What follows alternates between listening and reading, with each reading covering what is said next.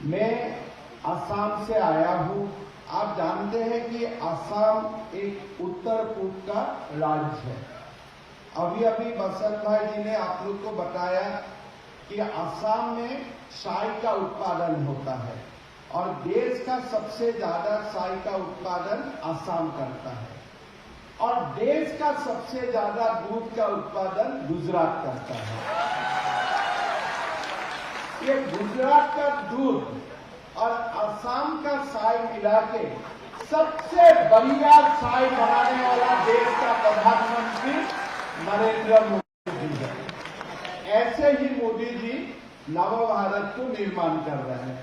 कहां का चाय, कहां का दूध, दिल से दिल मिला के एक नया भारत मोदी जी निर्माण कर रहे हैं। मुझको बताया गया था कि आप जाइए गुजरात में कैंपेन कीजिए, तो मैंने मेरा पार्टी का नेतृत्व को मैंने बोला मैं गुजरात का लोगों को जाके बीजेपी का बारे में बोलो, इतना मैं दुस्साहस नहीं कर सकता हूं। मैं खाली आप लोगों से प्रेरणा लेने आया हूं।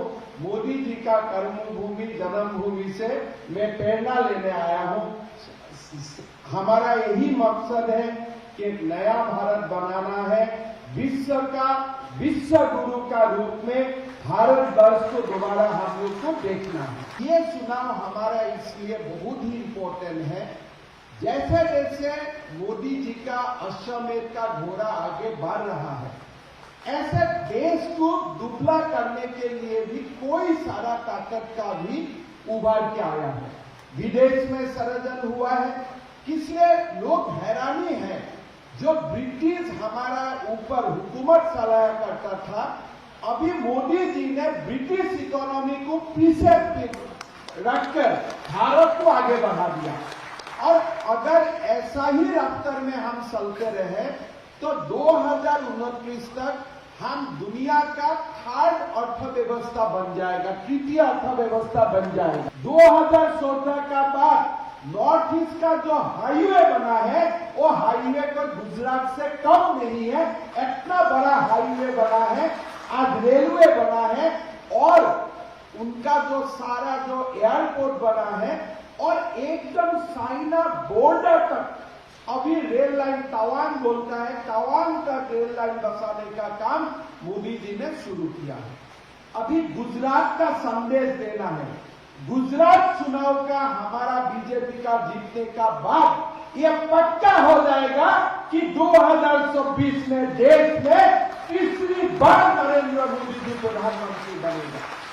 गुजरात को यह संदेश देना है। इसीलिए गुजरात में इस बार हम लोग को सेंचुरी पार करना है। खाली तेंदुलकर सेंचुरी नहीं मारेगा, गुजरात का बीजेपी का कार्यकर्ता भी सेंचुरी मारेगा, गुजरात का प्रजागण भी सेंचुरी मारेगा। वल्लभ भाई पटेल को, सरदार वल्लभ भाई पटेल को भारत रत्न, देश का पहला भारत रत्न सरदार वल्लभ भाई पटेल को मिलना चाहिए था। कांग्रेस ने दिया।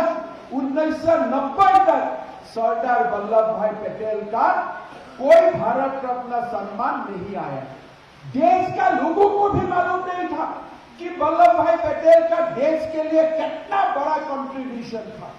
अरे भाई, ये तो कांग्रेस का लीडर था, ये तो राहुल जी का पार्टी का लीडर था, लेकिन देश को सरदार वल्लभ भाई पटेल से परिचय नहीं करवाया।